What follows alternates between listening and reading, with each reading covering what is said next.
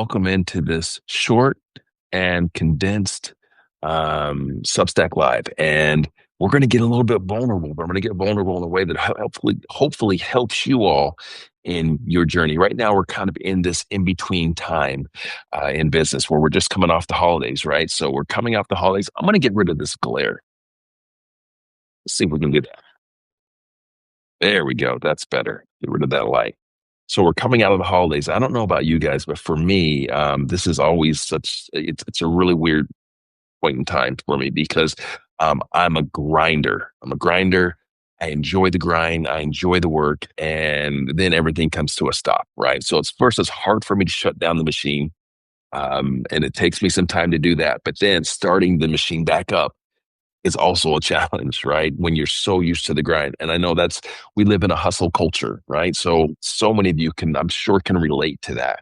So when we get into January and we're back starting the business year, it's kind of hard to kind of get things back going, to crank up that machine up to a level that it was at prior to the holidays. So I'm going to share with you guys something that I'm doing and something that I've done. It's a bit vulnerable. I'm going to pull back the curtain, so to speak, and show you some things that I don't usually show people as it relates to just what it is that I'm focused on and what I'm trying to do in the coming year. All right, let's start by first. I want to let you guys know I am not a New Year's resolution guy. I don't like these arbitrary dates. Like I've started on my goals way before January 1st ever happened. That said, there is a reality to the fact that everyone else in the whole world uses that arbitrary date. So it does matter, right? Because everyone else is starting at that same point in time. However, again, I don't do resolutions. I don't like resolutions. I don't like that whole process. But I very much believe in setting an intention. Setting an intention and the focus for the year. For those of you that have read my book, Shut the Hell Up and Sell, you know that it's broken up into two different parts. There is psychology/philosophy, and there is tactical execution. I do that because I feel that without philosophy that fuels our tactical execution, the tactical execution does not stay. Let me give you an example of that. Or rather, it doesn't stay, but we don't fully commit. I'll give you an example of that. And this is the one I like to use when I'm giving speeches around the country. Think about when you were a little kid. Think about when you were a little kid and just envision yourself in your mom's kitchen. Vision yourself in your mom's kitchen and she's cooking and she's got one of those electric burners, right? Stovetop burners. And that electric burner, it's glowing. It's glowing red, glowing orange. Think about it. Visualize it. Beautiful, isn't it? Isn't it? Now think about you being being a little kid, right? And you see that glow and you want to touch it. You want to reach up and grab it because it's beautiful. It's enticing. But your mom says, no, don't touch. Hot. Okay. Well, she's my mom. She's an authority figure, so I trust her. Um, so I'm not going to touch. But then there's another day that you walk into the kitchen and she's cooking and you see that glow and then you reach up and you touch it and it's like, and you feel that hot. Now you understand. Now there is a philosophy, there's an emotion, there's a feeling, there's a vibe that fuels the action moving forward. So now you're never going to touch that again because you remember that feeling that you got, right? So now there is a philosophy, there is psychology that's fueling your actions. And, a lot of people go wrong in their goal setting because they don't have something that's fueling it. And if you don't have something that's fueling it, well, you're going to quit it as soon as it becomes maybe a little bit difficult or boring, right? And a lot of success is doing boring stuff over and over again with discipline and consistency.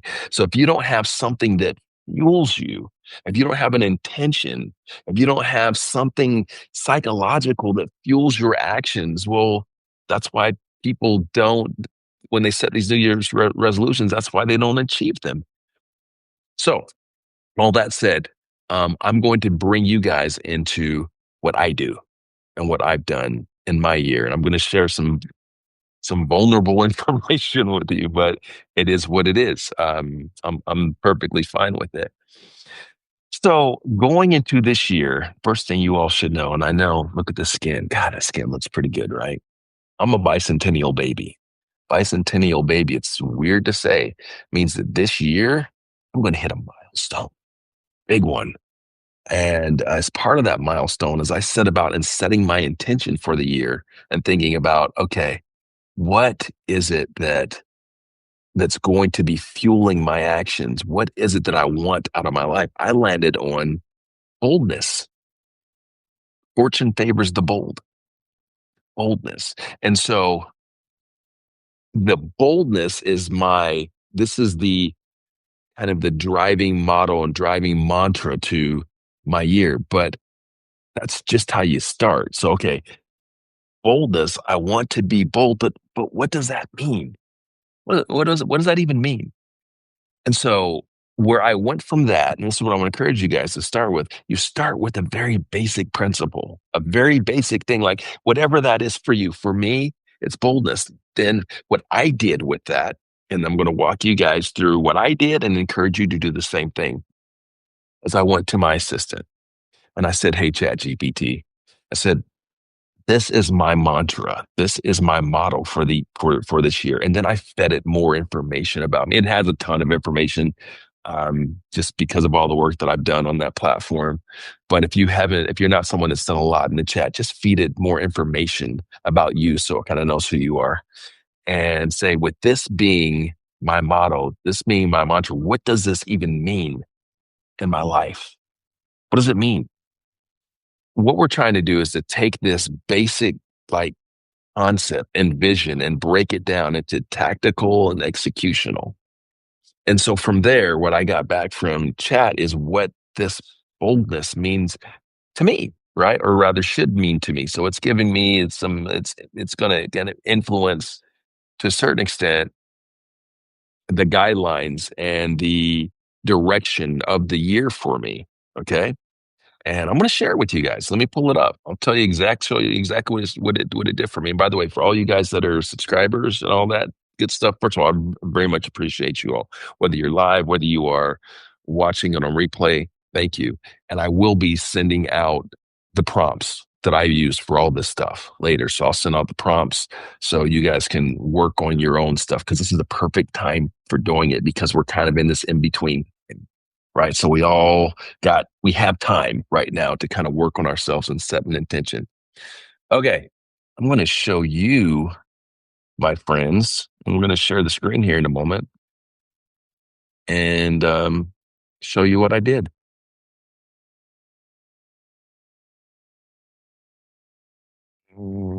I had it up, but I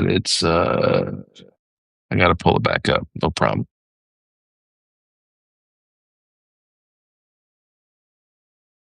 A little silence never hurt anyone, right?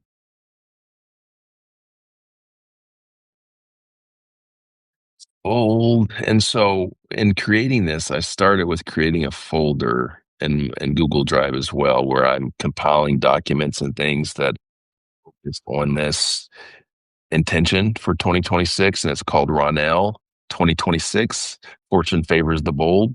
Feel free to take that if you like. And again, once I went into chat, and I'm going to send you guys again, all my subscribers, I'll send you the prompts that I used after kind of determining my North Star being this boldness. Um, and so you can go through that yourself. All right, the first thing that I'm going to show you guys is, and I'm pulling back the curtain. So this is a vulnerable moment for me. This is stuff that I don't usually share with people, but I'm going to share it with you all because I think that it can bring some benefit. Now, again, I went in and created all of this. I started with what boldness means to me. And that is something I'm actually going to send out so everyone can see that. Right. So I'm not going to pull it up right now, but I will send that out in email so everyone sees kind of like what it did for me. And again, with the prompts. Now, I use that to fuel everything else, starting with a weekly checklist for me. Okay. I'm going to share the checklist with you guys right now. Let's share screen. Hmm.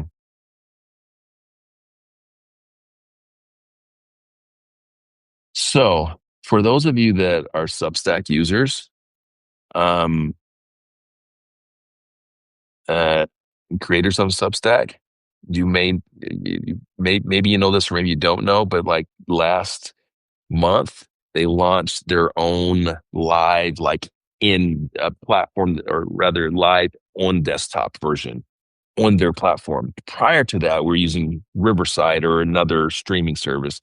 And so this is my first time using their in the box platform as opposed to Riverside. And I'm seeing a major gap right now. Here's the major gap. There's no screen share.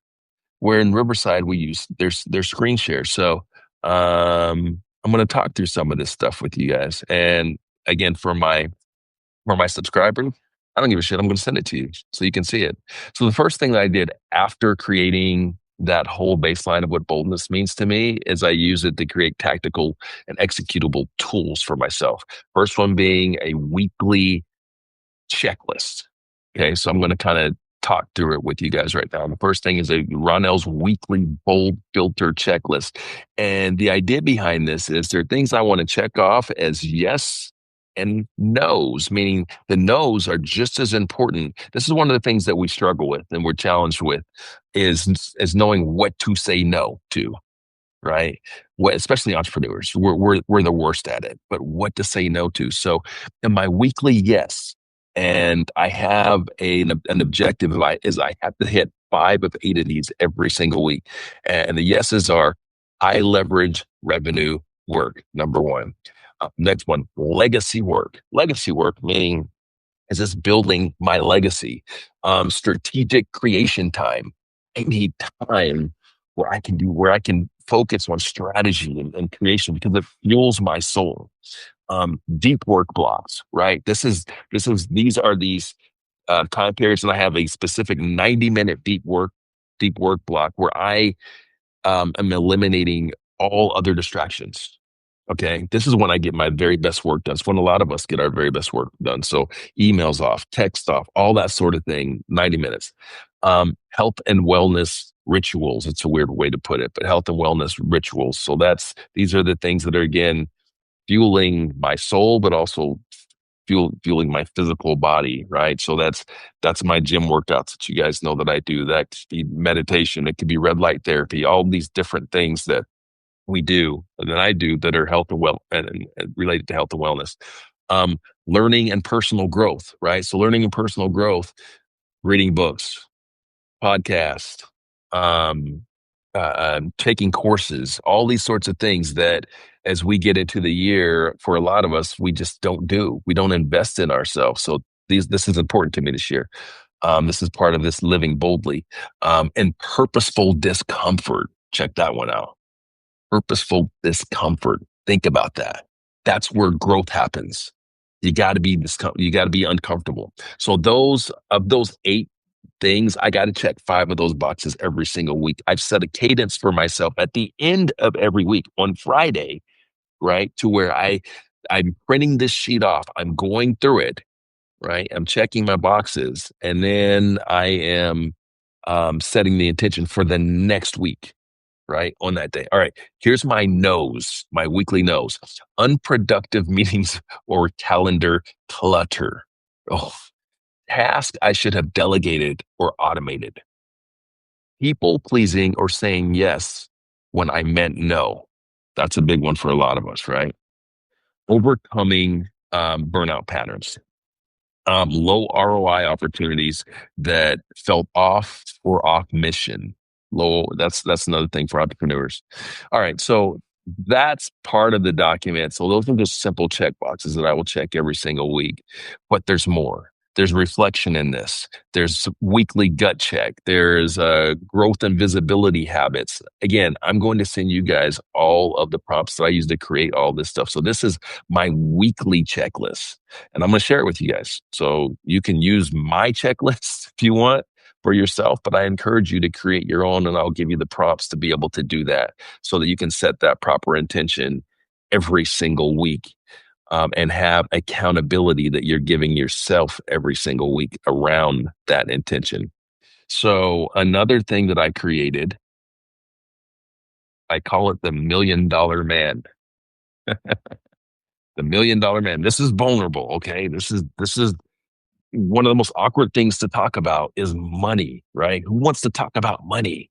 No one likes talking about money openly unless they're bullshitting, right? The people that talk about money openly more times than not are full of shit. They're not making the money they say they're making, so on and so forth. We all know that. So we are a little bit cynical to that and untrusting. But I'm just gonna put it out there. And I wish I could share this screen with you guys, but next time when we do our next live, I'll go back to Riverside now so that we can share screens. But I've created, and again, I will share these prompts with you, but I've created the $1 million man plan, right? And what I did to create this and with the focus around it is, hey, listen, what is the $1 million, and this is an arbitrary number, I know it, but what does the $1 million mark look like for Ronnell in 2026? Meaning of my products and services and the things that I do, what do I need to do to hit $1 million in revenue this year? And so that's what I've broken down. I'm going to tell you what. Now, I hadn't thought about this a lot before I hopped on this live to share this with you all. But and I was just going to put this on the screen and be done with it. But screw it, I'm going to share it with you guys because I also believe that to achieve the things that you want to achieve, you got to make them public. You got to put them out there, especially with your friends and your family and your community. One, so that people know what it is that you're working towards, and two, so they can support you. A lot of times we keep these things quiet. We keep them to ourselves. And there are people that want to be part of that journey. They want to support you. They want to help you, but they don't know how. So I'm going to show, I'm going to tell you guys how. So in my $1 million plan, again, using Chat GPT and the information that it knows about me and the prompts that I use, it's broken down how the business that is Ronnell is going to get to $1 million. And it takes into consideration all the things that I care about. Again, the boldness, right? But also how I'm getting there in terms of my, um, my health, my fitness, all those sorts of things, right? So it's not just a number by any means necessary. It's a number based upon my personal, professional goals and welfare, right? So here's how we're getting there this year. Half of it, 500,000 is going to come through bulk licensing. All right. Through bulk licensing, what that means for me, this is a licensing to my relationship centric sales courses, the other courses of which we have about 30 out there, and we're developing more courses every single month. I'm actually going in the studio on Saturday to record some more courses. And then it's broken down like specifically, the amount of seat licenses and the targets of that, right? So for me, there's a pricing ladder that we've created, and that pricing ladder starts at $15,000, right? And these are for our Sell Lead Scale program, right? And 50 seats, that's basically 50 seats, 15K plus the manager kit and all that. And it goes all the way up to an enterprise offering, which is 100,000, and a whole lot more seats. Anyway, so I broke that down, right? This is going to be the bulk of where our revenue comes from in this coming year from licensing. The second part is through the second pillar, so to speak, is retainers and intensives, right? So retainers, meaning this is the fractional work that I do for clients. This is, um, uh, um, again, the clients where I have these more intimate relationships where we do coaching and consulting on a monthly basis, right? So from our retainer business, we're going to generate $300,000, right? And then we've broken that down into exactly, the not just the only the amount of clients, but the type of clients. Like it's super intentional, right? So it's not, I think a lot of times when we think about these goals, it's really like we cast wide nets. And if you guys have been following me for a while, you know how intentional I am about ICP, your ideal client profile, making sure that you're building your business with the right type of people. It's kind of like the old biblical adage about the man, and I'm going to butcher it, I know, but the man building your house on sand as opposed to rock, right? You can build this beautiful house, but it's on sand, and which means that it could blow over at any moment, right? And a lot of our businesses are built like that because we're not building our businesses based upon the very best customers, our ICP, but we're building our business based upon anyone that could do business with us. And that makes your business more transactional, and it less makes it less scalable, and certainly makes your business more susceptible to um, attrition, right? When you're serving more people that you're very qualified to serve at a high level, well, that business is more sticky business, right? So anyway, all that intention goes into how I build our retainer programs and how I build my coaching and consulting business. So 300,000. Now, the first thing you should be asking yourself is, a lot of folks that are in my world of consulting and coaching, it's reversed. Like they're looking to have, 500,000 plus than coaching. And so I don't want any more than 300. And the reason for that is I'm thinking about my life, my quality of life, what I can manage. And that's why it's so heavy on our more passive products, right? My passive services, like or specifically the licensing, because the licensing allows me to have my life, right? $1 million in consulting is not a fun life. I don't care if you're, one of these big top dog people. It's just not. It's not fun. It isn't, because it requires so much of you. All right. Anyway, so what is that? That's the next part of it. My pillar three is speaking and sponsored workshops. Right. So these are paid speaking gigs, workshops that companies bring me on and for, and that target is 120,000. And then lastly, there is our more low ticket product, which I've got an $80,000 mark on that, and that is affiliate partnerships, collaborations with companies, things like that, ambassador stuff, and our Say Less Academy, individual memberships, right? So folks that have individual memberships on Say Less Academy for course content. Add all that stuff up. That's my $1 million man plan.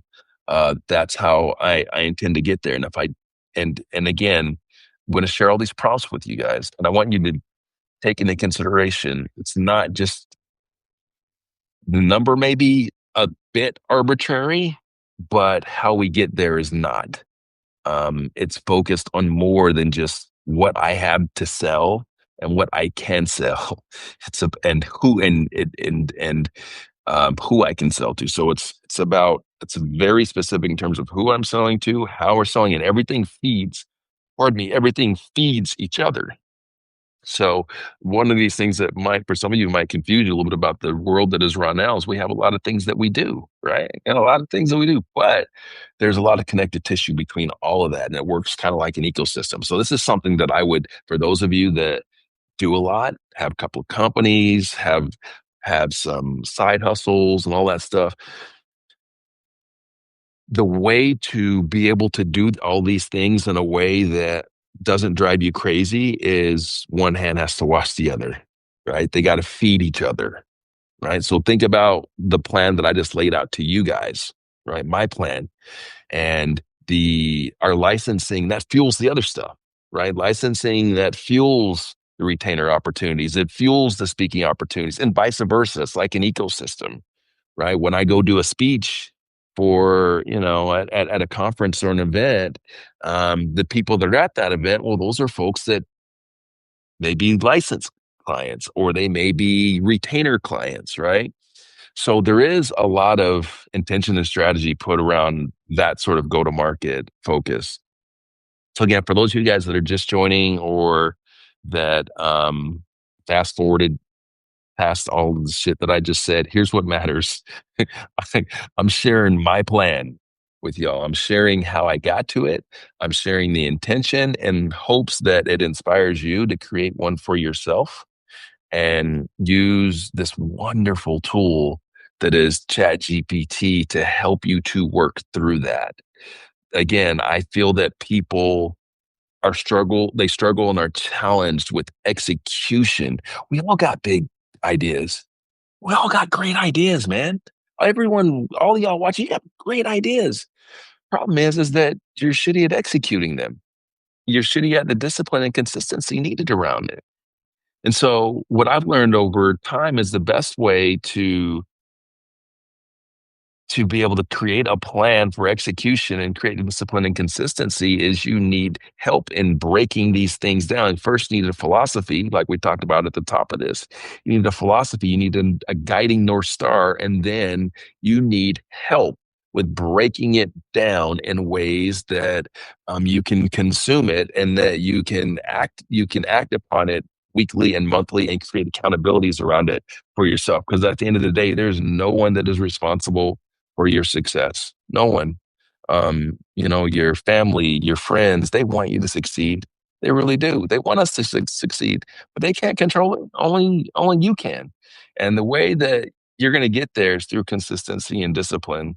Being an entrepreneur for almost 30 years, I can't tell you how many people I've seen that, I mean, everyone romanticizes entrepreneurship and they get excited about the idea of entrepreneurship and they come up with these big ideas. I think they're going to make millions of dollars. But what they don't realize is that it's monotonous. I won't say boring, but it's monotonous. What's going to get you to success, whether it's entrepreneurship or it's in your corporate job, is the boring shit. It's what you're doing daily, weekly, with discipline and consistency.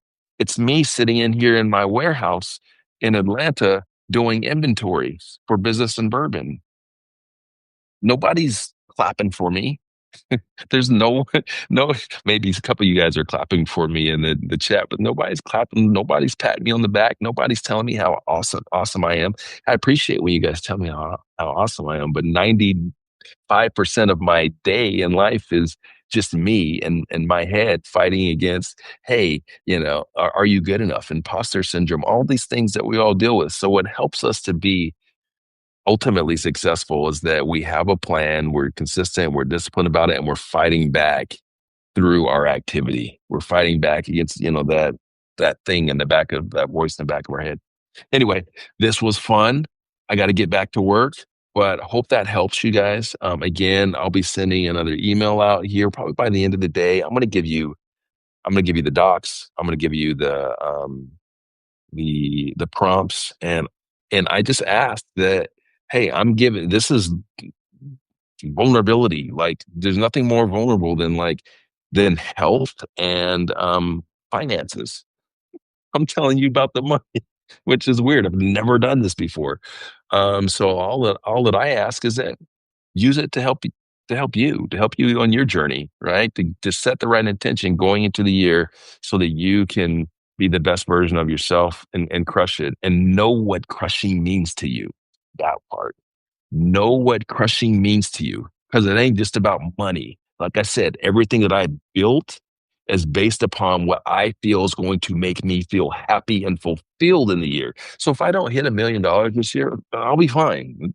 Yeah, that number is arbitrary, but the percentages in terms of how I'm getting to whatever that objective is, it is not. Those are not arbitrary because I know that attacking it that way is going to make my quality of life the way that I want it. It's going to make me happy because I get to do the things that I want to do more of the things that I want to do, and building my business around that first. So whether we hit 1 million or we fall short of 1 million isn't as important to me. It's how we get there, and that I'm feeling fulfilled, and that I am living that mantra and that model of boldness going into 26. All right. Peace out, fam. Appreciate y'all. And have a great week. See ya.